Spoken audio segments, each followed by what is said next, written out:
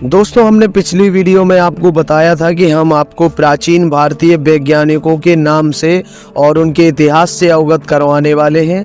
तो प्रस्तुत है उसी वीडियो का भाग नंबर 2। आज की वीडियो में हम भारत के एक और महान वैज्ञानिक के बारे में जानेंगे। तो बने रहिए हमारे साथ वीडियो के अंत तक। स्वागत है आप सभी का हमारे YouTube चैनल संपूर्ण इतिहास में, और मैं हूं आपका दोस्त साहिल बुंदेलखंड से। प्राचीन भारत के एक समय की बात है जब उज्जैन नामक एक शानदार नगर अपने ज्ञान और संस्कृति के लिए प्रसिद्ध था। इसी नगर में एक विशेष दिन 598 ईस्वी को एक नवजात शिशु का जन्म हुआ जिसे ब्रह्मगुप्त नाम दिया गया। यह बच्चा भविष्य में गणित और खगोल विज्ञान के क्षेत्र में एक अद्वितीय स्थान प्राप्त करने वाला था। ब्रह्मगुप्त के पिता जयराज खुद एक प्रसिद्ध गणितज्ञ और खगोलज्ञ थे।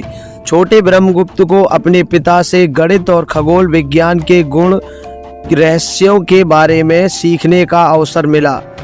उनकी जिज्ञासा और बुद्धिमत्ता ने उन्हें जल्द ही एक उत्कृष्ट छात्र बना दिया। जैसे जैसे वे बड़े हुए, उन्होंने अपने ज्ञान और अनुसंधान को गहराई से बढ़ाया। ब्रह्मगुप्त का सबसे महत्वपूर्ण कार्य उनके ग्रंथ ब्रह्मस्फुट सिद्धांत के रूप में सामने आया। इस ग्रंथ को उन्होंने 628 ईस्वी में लिखा। ब्रह्मस्फुट सिद्धांत में ब्रह्मगुप्त ने गणित और खगोल विज्ञान के क्षेत्रों में कई महत्वपूर्ण अवधारणाओं का वर्णन किया।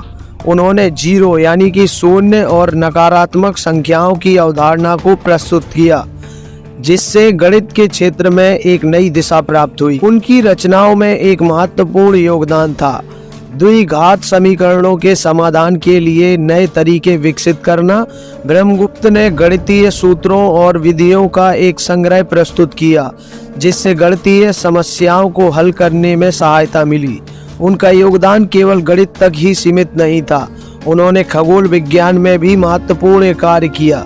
कांड सूत्र नामक उनके ग्रंथ में ग्रहों की गति और खगोलीय घटनाओं का विस्तृत वर्णन था। उन्होंने ग्रहों की चाल और सौरमंडल की संरचना को समझने की कोशिश की और खगोल शास्त्र के क्षेत्र में महत्वपूर्ण सिद्धांतों को प्रस्तुत किया। ब्रह्मगुप्त का जीवन और उनके कार्य उस समय की वैज्ञानिक और गणितीय सोच को एक नई दिशा देने वाले थे। उनकी रचनाओं ने न केवल भारत में बल्कि पूरे विश्व में गणित और खगोल विज्ञान के क्षेत्र में महत्वपूर्ण योगदान दिया। उनका ज्ञान और उनके सिद्धांत आज भी वैज्ञानिक और गणितज्ञों के लिए प्रेरणा का स्रोत बने हुए हैं।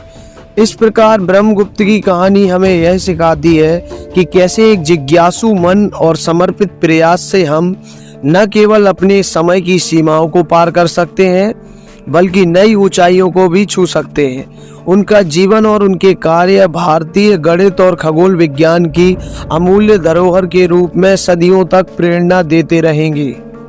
दोस्तों, उम्मीद है कि वीडियो आपको पसंद आई होगी। अगर वीडियो आपको पसंद आई है तो कृपया हमारे चैनल को सब्सक्राइब करें और बेल आइकॉन को भी जरूर दबाएं। हम जल्दी हाजिर होंगे किसी और महान व्यक्ति के व्यक्तित्व के साथ।